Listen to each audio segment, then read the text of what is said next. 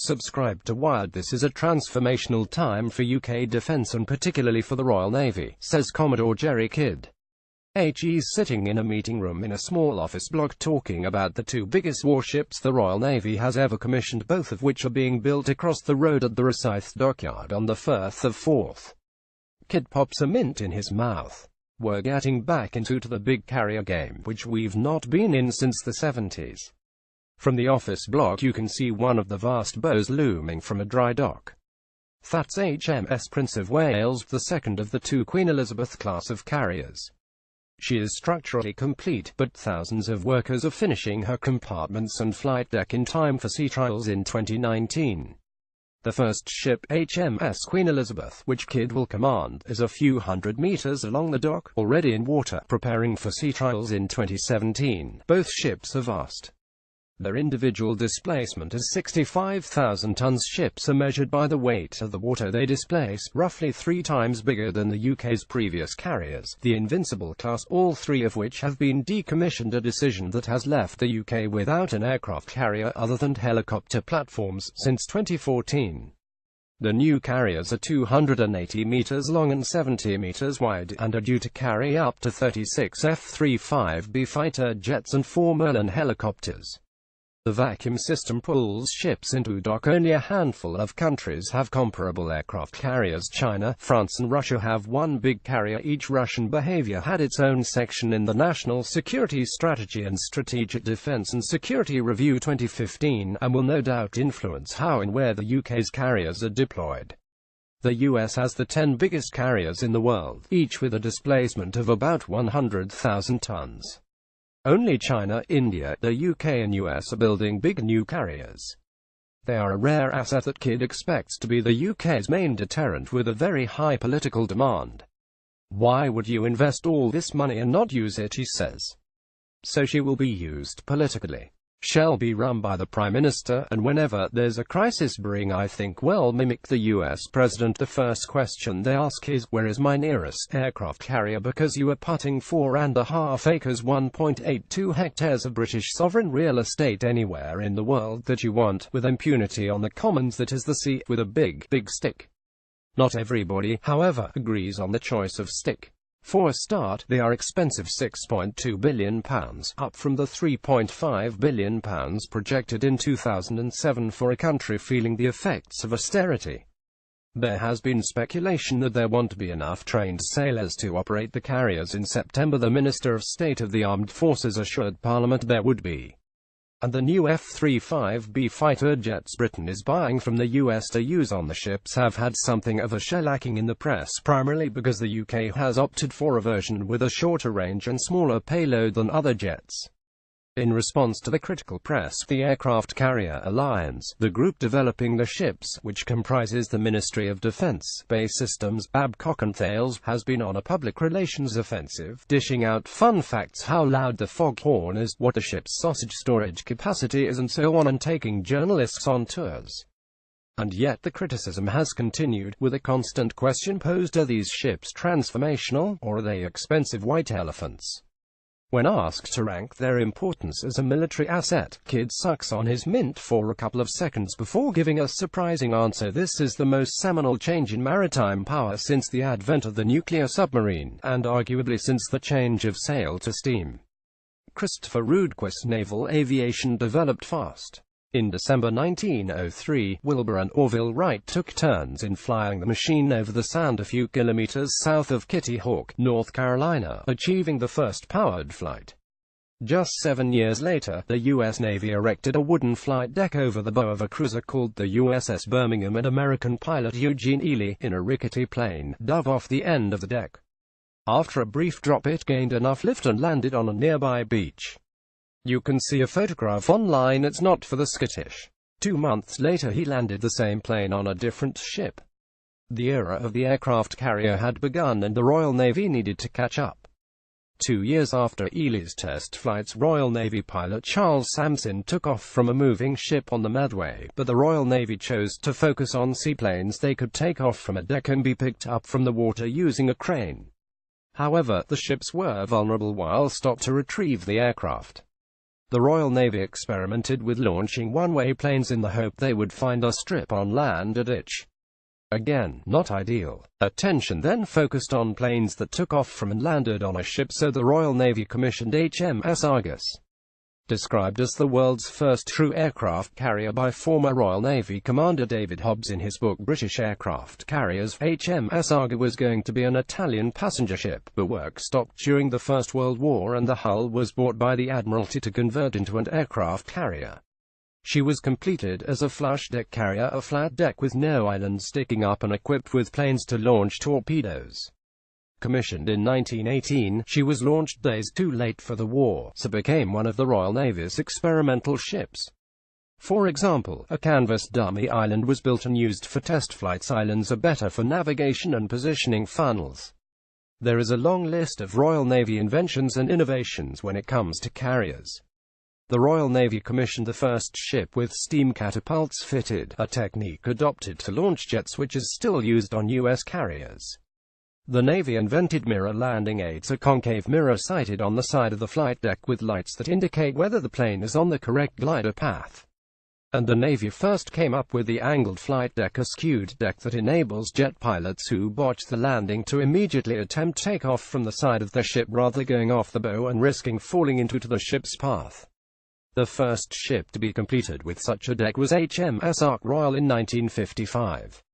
The same ship was the last Royal Navy carrier equipped with CATS catapults and traps arrestor cables when it was decommissioned in 1979. CATS and traps let carriers launch jets with a greater range and payload than those using directional nozzles for short takeoffs and vertical landings (STOVL), but the Royal Navy switched its focus to STOVL aircraft carriers.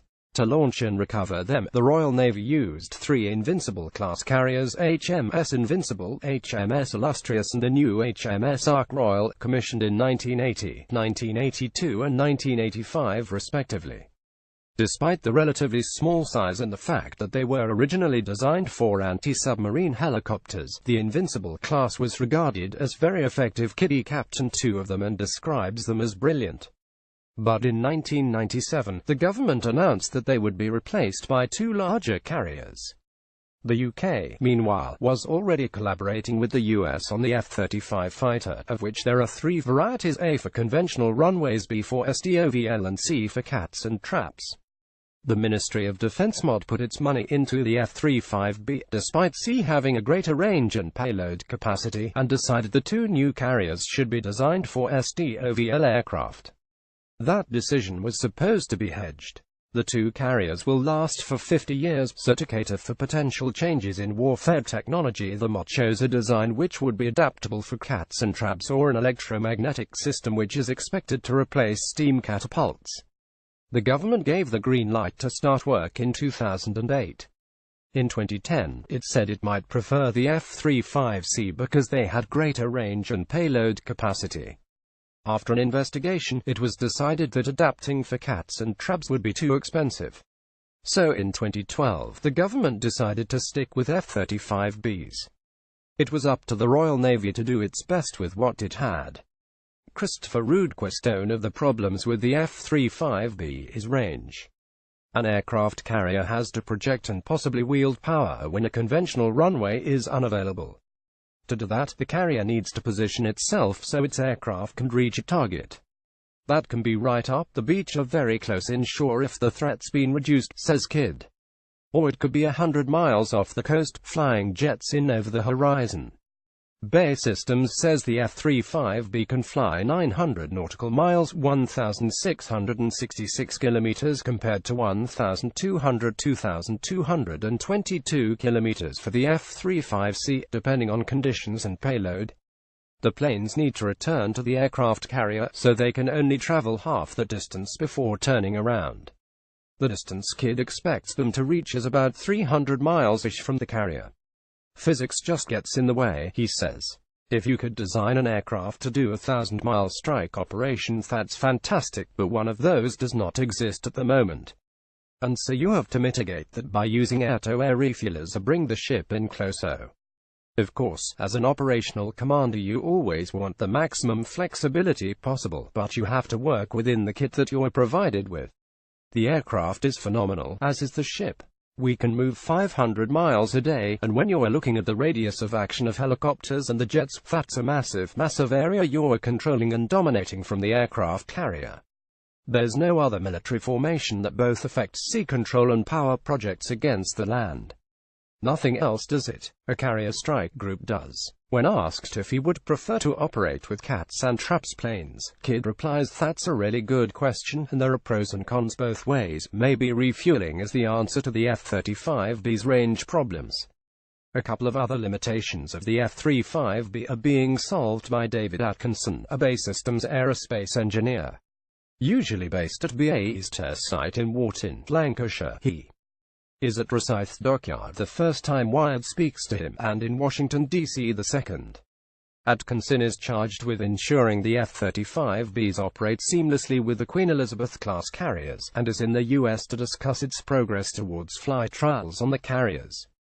One key element in increasing the capability of the F-35B is the ski jump ramp, a project Atkinson has been closely involved with. You've probably seen ski jump ramps on carriers. They are the lip at the end of the flight deck which rises up. They were conceived by a Royal Navy officer in the 70s to increase the payload capacity of the Harrier when launched there unnecessarily for cats and traps carriers. Various exit angles were trialed. The ramp on HMS Invincible was changed at one point, and after being proven it became a global standard for STOVL aircraft. Flying the F-35B inside BAE's secret war machine simulator tucked away in a quiet UK village. Flying the F-35B inside BAE's secret war machine simulator tucked away in a quiet UK village, it reduces the risk from a mistimed launch, Atkinson says. When a ship's pitching, that is when the vessel is pointing slightly downwards towards the sea, which isn't great if you are on a flat deck, whereas with a ski jump you've always got a positive upwards trajectory when you leave the ship. It reduces the pilot's workload and gives them more time to diagnose issues. It's a safer option for launching a STOVL aircraft, and, from a performance point of view, it means you can launch with more weight from a shorter distance on the ship. The ski jump ramp needed to be updated for the F-35B, so a version based on the dimensions of those on the Invincible class was built at the Naval Air Station in Patuxent River in Maryland, where Atkinson was heading after Wired talked to him. Test flights showed that the F-35B was successful in automatically directing its thrusters when on the ramp. BAE just needed to figure out the ramp's optimal dimensions, which took 2 years. The new versions are 15 meters longer than the Invincibles, but are the same shape, and are now in place on the 2 flight decks. No prototypes were needed. "We don't need to with analysis and simulation," Atkinson says. Next problem. When an F-35B pilot needs to land, the standard procedure would be to fly alongside the ship on the port side, towards its stern, then match the speed of the ship before applying a little lateral thrust to move the plane over the deck where it will land vertically on a designated spot. One of Kidd's pros for the F-35B is that there aren't planes coming onto the deck at high speed, so it's safer. However, when landing vertically, the F-35B can't carry much weight, so if the pilot didn't drop the ordnance the plane was carrying during the mission, it may have to drop those munitions in the sea before landing. The F-35B may carry some very expensive weapons, which the Ministry of Defense would not like dropped in the sea. The potential solution is the shipborne rolling vertical landing SRVL, a technique dating from the 70s and researched by the Ministry for use with the Harrier, but never brought into service. The pilot will fly towards the stern of the ship at a low speed while descending, guided by a helmet-mounted display and a stabilized aim point on the ship. The plane will then roll forwards as it lands and apply its brakes. Testing by Atkinson's team in an F-35B simulator at Warton will continue throughout 2017. "We've been conducting our experiments," he says. "We've identified some things that we wanted to adjust slightly, the point at which the aircraft gets on, the speed that it's going to land at, those kind of things, and what the advantages and disadvantages to each of those are. And we've worked with a whole range of test pilots and taken people's opinions and done analysis and shown how much extra fuel is needed if you get on speed earlier. All of those things are traded, adjusted and adapted until you get to the final solution that is now in the aircraft software, and is the defined endgame. We're at the point where we know what the aircraft is going to be like when we go to the ship. Christopher Rudquist. It's fair to say that the F-35B is a complicated aircraft. It's new, it's STOVL, it's supersonic, and it has stealth capabilities. The complexity on this project is on the aircraft side of things. The ships themselves are not particularly complicated, they are enormous floating blocks on which planes can take off and land. Compared to fighter jets and submarines, the construction is pretty simple. Huge chunks were manufactured at various locations around the UK. The three biggest for each ship weigh more than 11,000 tons each, which is bigger than a Type 45 destroyer. To get them to the Rosyth shipyard, they were welded to barges and floated. Upon arrival, the welds were cut and the barges sunk. They were later recovered, contrary to the concerns of a recent visiting politician. After being floated into the dock was drained and the blocks were slid together and welded. The smaller sections were lifted into place by crane, including the two islands. One of the islands is for the bridge, the other is for flight control, but both have extra space to accommodate the other in case of emergency. If, in a wartime scenario, one of your islands is taken out, whether it's by crash on deck or by enemy action, you can still run both functions, explains Chief Engineer Martin Douglas. Completing the flight deck is the current focus.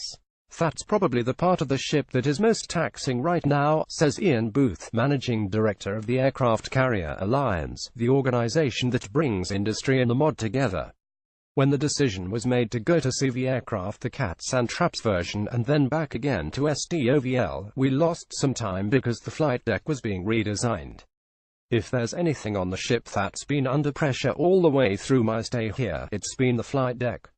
The flight deck on HMS Queen Elizabeth was covered in tents when Wired visited in September 2016 because a thermal metal coating was being applied by robots to protect it from the heat blast of the jets as they land. Equipment on the flight deck such as rafts and catwalks are given upgraded heat shielding. When the standard surface used on current aircraft carrier flight decks was tested at the Bay Lab in Wharton, it survived for mere seconds. It just vanishes, Booth says, and you've just got a bare deck which then would start rusting away, and worse than that, potentially you get blisters which could get ingested into aircraft. Christopher Rudquist. Under the water propulsion is being tested on HMS Queen Elizabeth. There are 4 diesel generators and 2 MT-30 gas turbines in each ship. Each of them can run independently in case one area is damaged and generator combined. 110 milliwatts of power, 80 milliwatts of which is used for propulsion, the remainder is for lighting, radar, heat, dehumidification and so on. It's designed to plod around on its diesels most of the time, Booth says. So they're big thumping diesels that just love chugging away around the ocean, that's what she runs on. To go faster you turn the gas turbines on. Then he adds, but it's a bit thirsty when you do that. It's like having your foot down in your car, it drinks a bit of gas. The gas turbines are essential when it comes to flight operations. The key to naval air power is getting planes in the air quickly. The Royal Navy won't give an estimated time. The planes need lift to take off to make sure they get enough to carry heavy payloads. Carriers point into the wind during launch and sail at maximum speed. The ship's 2 MT-30 gas turbines will provide the boost needed to make sure that the planes have the lift to achieve the full potential. Other design elements to achieve rapid launch of aircraft: the quick route from pilots' quarters to their planes, and the 2 aircraft lifts which can carry 2 planes each, speeding up the process of getting planes from hangar to flight deck and vice versa. Kiddy compares it to a game of Tetris. The sortie generation drives everything, he says. Right aircraft, right pilot, right weaponry. The officer on watch needs to be going in the right direction, the right wind, the right machinery configuration. It's too late if the aircraft's ready to rev up and fly and you've only got 4 diesels online as the Mount 30s take 6 minutes to wind up. Too late. Bollocking. We've missed the slot, you know. Sortie generation rate: the bomb's not going to be on target at the right time. All US aircraft carriers are nuclear-powered, but not UK carriers. Nuclear-powered carriers only need refueling once over the 50-year lifespan, compared to the Queen Elizabeth class, which will need refueling every 10,000 nautical miles. The downside of nuclear power is the cost of decommissioning, which can add up to many hundreds of millions of pounds. There are other limitations, too. Some countries won't allow a nuclear-powered vessel into the harbours, for instance. Nuclear is not the panacea that everyone thinks it is, Kidd says. Yes, you don't need to take fuel, but you're taking fuel from the tanker for your aircraft anyway, so all we do is put an extra pipe across at the same time and refuel that way. The cost of nuclear ownership is huge, and quite frankly, when you look at through-life costings as a country, we couldn't afford it even if we wanted it. I'm absolutely convinced that we made the right decision. It was quickly assessed and quickly put out of the options, because it's not worth the money. It doesn't give you extra capability at sea. It doesn't give you any extra surety of power. The ship needs to go 25 knots, we can do that. Christopher Rudquist not needing to manage a nuclear power plant also helps achieve a lean crew, a key requirement for the mod. According to Kidd's figures, the 65,000-ton Queen Elizabeth will have a crew of 733. Without air group staff there are 1,600 bunks in total, compared to 726 on the Invincible class 22,000 tons and 3,200 on the nuclear-powered American Ford class carriers 100,000 tons. To achieve that figure, the Queen Elizabeth class is pioneering automation. For example, the ship's 3,000 compartments are monitored using visual and thermal cameras, and automated moles transport munitions from the magazines to the planes. It might seem contradictory to commission such big ships despite them having small crews and operating STOVL aircraft which don't need a big flight deck to launch and land. The size is due to the need to potentially refit for cats and traps if necessary.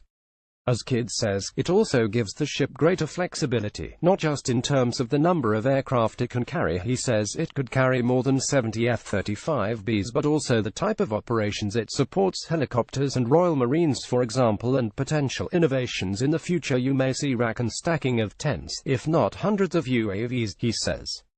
A team of divers has been practicing attaching the two huge propellers. Once completed, HMS Queen Elizabeth will head out for sea trials in early 2017. Meanwhile, Atkinson and his team are working towards flight clearance in time for Elizabeth's arrival on the east coast of America in late 2018 for flight trials. The ship will assemble its strike group destroyers, helicopters, support vessels by 2020, and its first deployment will be in 2021. As Kidd says, that's our showcase as a country for this carrier.